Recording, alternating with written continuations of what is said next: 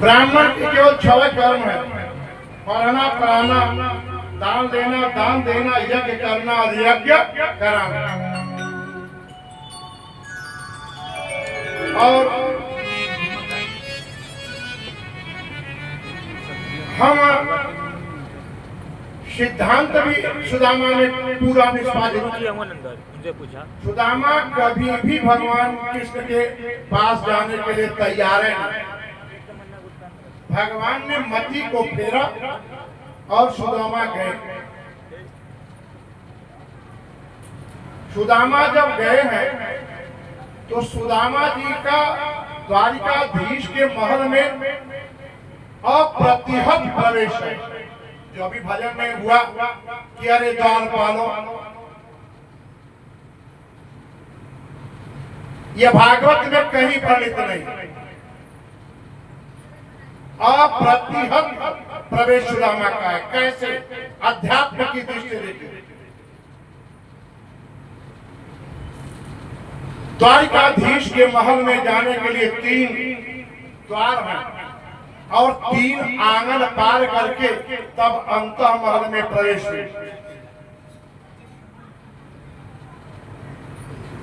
3 द्वार कौन है? सत, तम, रज, ये तीनों द्वार। और 3 आंगन कौन है? जागृत, सुषुप्त, स्वप्न और सुषुप्ति अवस्था। सुदामा का चरित्र अध्यात्म की पराकाष्ठा का दिग्दर्शन।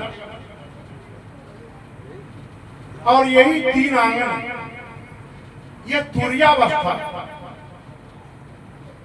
ब्रह्म के प्रवेश में यह तुर्यावस्था है। 4थी सीढ़ी में प्रवेश करते ही ब्रह्मानंद की प्राप्ति हो जाती है।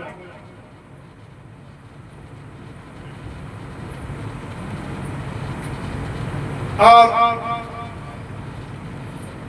अध्यात्म से देखिए, सुदामा स्वयं एक साधक है, जीव है, सुशीला है बुद्धि, जिनकी बुद्धि में भगवान ने परिवर्तन किया और अपने धाम द्वारिकाधीश महल में आने का जो है कि संकेत किया। और श्री कृष्ण भगवान है तुर्यावस्था। जीव द्वारिकाधीश महल भी वही है। ये शरीर जो है ये द्वारिकाधीश का महल है। और उसकी सीढ़ी पर सुदामा जी 3 शरीर की अवस्था, 3 गुणों को एक-एक कदम चल के आगे बढ़ते हैं। और सुदामा को ब्रह्मत्व की प्राप्ति होती है। कैसे? भागवत में इसका प्रमाण देखिए कि गृहं दृश्य सहस्राणाम महिषीणाम हरे द्विजः विवैकशैकतमं श्रीमद् ब्रह्मानंद गतो यथा। जब भगवान की तुर्यावस्था में सुदामा, जीव रूपी सुदामा पहुंचते हैं तो परमानंद की प्राप्ति होती है। प्रेम से बोले कृष्ण कन्हैया लाल की जय। और प्रमाण देखिए यहाँ भागवत में ही सुदामा चरित्र के अंतर्गत नाहमिज्या प्रजातिभ्या